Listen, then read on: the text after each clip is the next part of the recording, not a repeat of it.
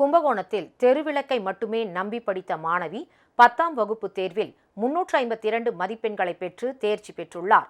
கும்பகோணம் சோலையம்மன் வீதியில் வசித்து வரும் சடையப்பன் என்பவர் கூலி வேலை செய்து பிழைப்பு நடத்தி வருகிறார். விவசாய நிலத்தின் ஒரு சிறு பகுதியில் கொட்டகை அமைத்து சடையப்பனின் குடும்பத்தினர் வசிக்கின்றனர்.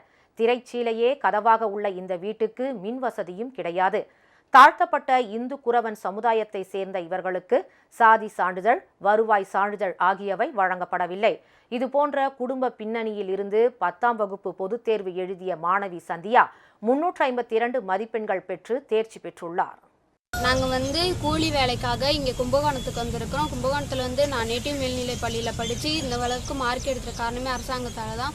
எங்களுக்கு ஜாதி சான்றில் வருமான சான்றும் கிடையாது, எங்களுக்கு மின்சார உதவியும் கிடையாது. நாங்கள் அதனால் தெருவிளக்கில் உட்காந்து தான் நாங்கள் இவ்வளோ தூரம் படித்து இவ்வளோ தூரம் மார்க் எடுத்திருக்கோம். அரசாங்கத்தில் எங்களுக்கு உதவி செய்ய முடியும். அதனால் நாங்கள் கேட்குறோம், எங்களுக்கு மின்சார உதவியும் வருமான சான்றும் ஜாதி சான்றும் கிடைக்கணும்னு நாங்கள் கேட்குறோம். 500க்கு 352 மதிப்பெண்கள் பெறுவது கடினமான ஒன்று அல்ல என்ற போதிலும் தெருவிளக்கை மட்டுமே நம்பி படித்த ஏழை மாணவி சந்தியா இந்த உயரத்தை எட்டியிருப்பதற்கு ஆசிரியர்கள் உள்ளிட்ட பலரும் பாராட்டு தெரிவித்துள்ளனர்.